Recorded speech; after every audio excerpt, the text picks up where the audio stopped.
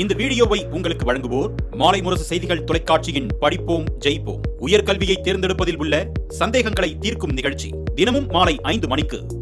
தொடர்ந்து இந்நேரத்திற்கான தலைப்புச் செய்திகளை பார்க்கலாம். பிரதமர் அலுவலக அதிகாரிகளுடன் பிரதமர் மோடி அவசர ஆலோசனை. இந்தியா பாகிஸ்தான் இடையே பதற்றமான சூழல் அதிகரித்து வரும் நிலையில் பிரதமர் மோடி ஆலோசனை.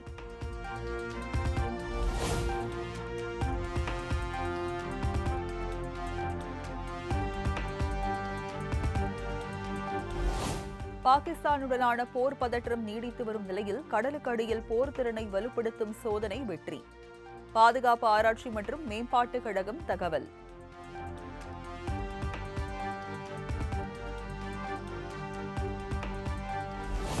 தீவிரவாத தாக்குதலின் போது பாதுகாப்பு நடவடிக்கைகள் தொடர்பாக நாடு முழுவதும் நாளை ஒத்திகை. அனைத்து மாநிலங்களிலும் பாதுகாப்பு ஒத்திகை நடத்த மத்திய உள்துறை அமைச்சகம் உத்தரவு.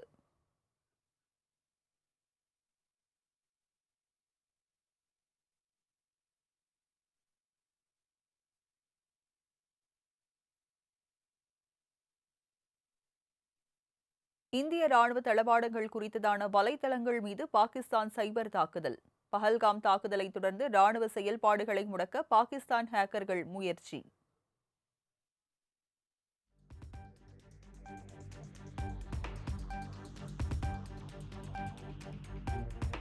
மத்திய பாதுகாப்பு அமைச்சகத்தின் கீழ் செயல்படும் ஆவடி கவச வாகன உடை தயாரிப்பு நிறுவனத்தின் வலைதள சேவை நிறுத்தம். பாகிஸ்தான் ஹேக் செய்ய வாய்ப்பு இருப்பதால் மத்திய அரசு முன்னெச்சரிக்கை நடவடிக்கை.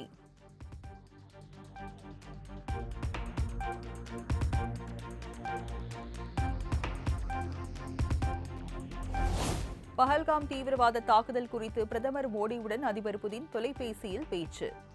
இந்தியாவின் தீவிரவாத ஒழிப்பு நடவடிக்கைகளுக்கு ரஷ்யா துணை நிற்கும் என உறுதி.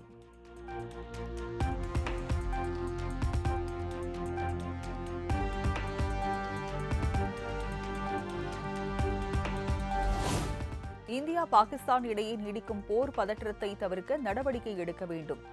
தீவிரவாத தாக்குதலுக்கு ராணுவ நடவடிக்கை ஒருபோதும் தீர்வாகாது என்றும் ஐநா பொதுச் செயலாளர் ஆண்டனியோ குட்டரஸ் வலியுறுத்தல்.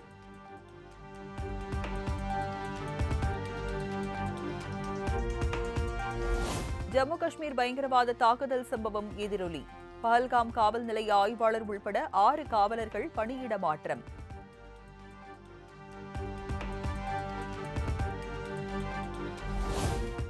மே 5ஆம் தேதியை வணிகர் தினமாக அறிவிக்கும் வகையில் விரைவில் அரசாணை வெளியிடப்படும். மதுராந்தகத்தில் நடைபெற்ற வணிக தின நிகழ்ச்சியில் முதலமைச்சர் மு.க.ஸ்டாலின் அறிவிப்பு.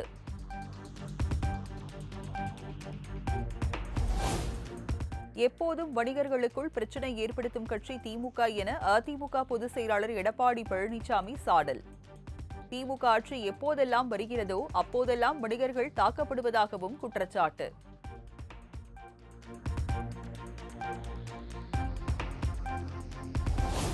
வணிகர் நல வாரியத்தில் நிரந்தர உறுப்பினர்களாக இருப்போருக்கான உதவித்தொகை 5 லட்சமாக அதிகரிக்கப்படும் என முதலமைச்சர் அறிவிப்பு. கடைகளுக்கு தமிழில் பெயர் சூட்டுங்கள் என்றும் வணிகர்களுக்கு வேண்டுகோள்.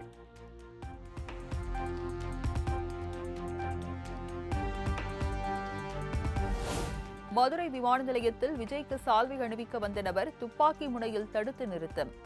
தலையில் துப்பாக்கியை வைத்த பாதுகாப்பு படை வீரரால் அதிர்ச்சி.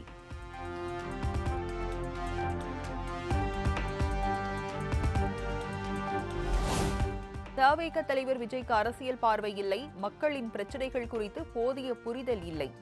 பிரபலமான நடிகர்கள் என்றால் அவர்கள் கையில் ஆட்சியை கொடுத்துவிட முடியுமா எனவும் நடிகர் பிரகாஷ் ராஜ் காட்டம்.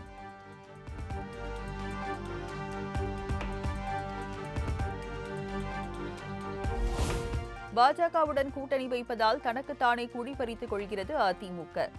பாஜகவுடன் யார் கூட்டணி சேர்ந்தாலும் அவர்களை வீழ்த்த வேண்டும் என விசிக தலைவர் திருமாவளவன் சூளுரை.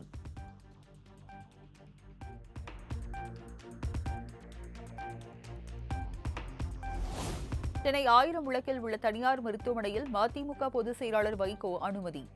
கையில் ஏற்பட்ட காயம் காரணமாக சிகிச்சை பெற்று வருவதாக தகவல்.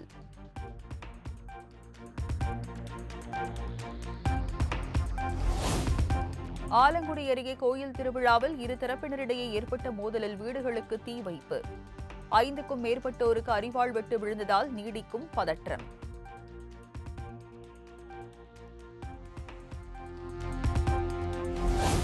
உடல்நலக்குறைவு காரணமாக நடிகர் கவுண்டமணியின் மனைவி சாந்தி காலமானார்.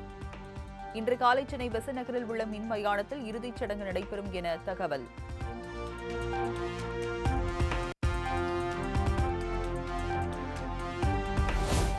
நடிகர் கவுண்டமணியின் மனைவி சாந்தியின் உடலுக்கு தவிக தலைவர் விஜய் அஞ்சலி. சென்னை தேனாம்பேட்டை இல்லத்தில் கவுண்டமணியை நேரில் சந்தித்து ஆறுதல் கூறினார்.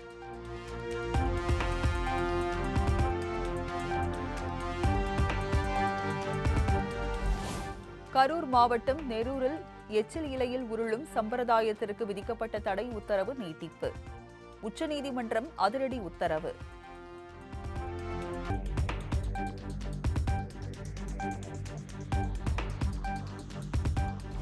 மத்திய அமைச்சர் ஜே.பி. நட்டா பயணத்தில் எவ்வித குறைபாடும் ஏற்படவில்லை. தமிழக காவல்துறை விளக்கம்.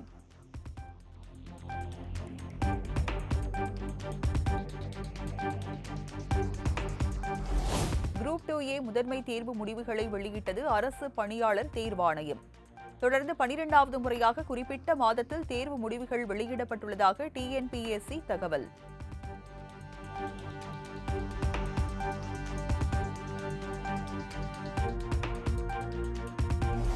தமிழகம் முழுவதும் கோடை காலத்தில் சீரான மின்சாரம் வழங்குவது தொடர்பாக அமைச்சர் சிவசங்கர் முக்கிய ஆலோசனை.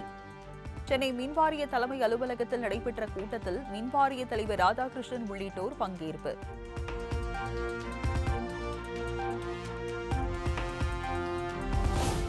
பொறியியல் படிப்புகளுக்கு நாளை முதல் ஜூன் 6ஆம் தேதி வரை விண்ணப்பிக்கலாம். 12ஆம் வகுப்புக்கான தேர்வு முடிவுகள் வரும் 9ஆம் தேதி வெளியாக உள்ள நிலையில் அறிவிப்பு.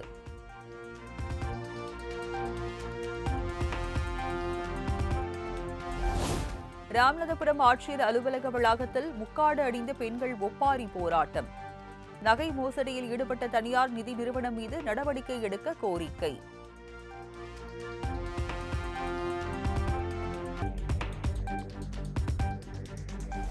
திருவள்ளூர் அருகே திடீரென வீசிய சூறாவளி காற்றால் 1000த்திற்கும் மேற்பட்ட வாழைகள் முறிந்து விழுந்து சேதம்.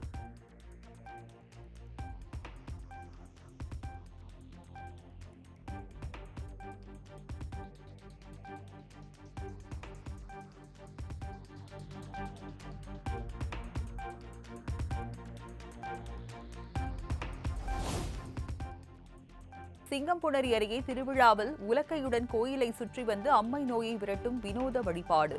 முகத்தில் வண்ண சாயங்கள் பூசி ஆடி பாடி மகிழ்ந்த கிராம மக்கள்.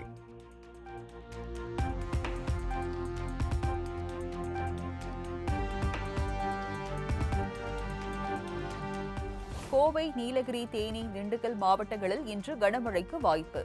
வரும் 11ஆம் தேதி தமிழ்நாட்டில் மிதமான மழை பெய்யக்கூடும் எனவும் வானிலை ஆய்வு மையம் தகவல்.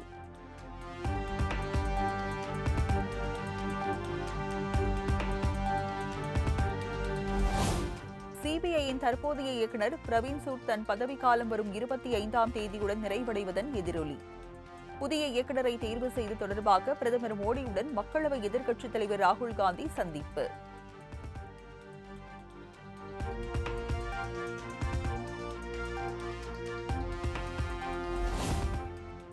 பாஜக நிர்வாகி ரவீந்தர் ரெய்னா ராணுவ வீரர்களை வைத்து ரீல்ஸ் வீடியோ எடுத்ததற்கு காங்கிரஸ் உள்ளிட்ட எதிர்க்கட்சிகள் கண்டனம். மக்களின் பாதுகாப்பை உறுதி செய்வதற்காக குப்வாராவில் வீரர்களுடன் நெருக்கமாக பணியாற்றியதாக ரவீந்தர் ரெய்னா விளக்கம்.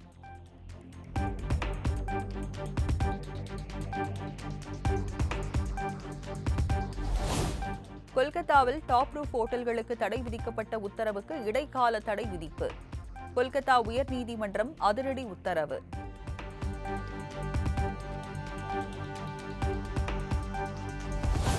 சட்டவிரோத குடியேறிகள் அமெரிக்காவை விட்டு வெளியேறினால் தலா $1000 வழங்கப்படும். அதிபர் டொனால்ட் ட்ரம்ப் அறிவிப்பு.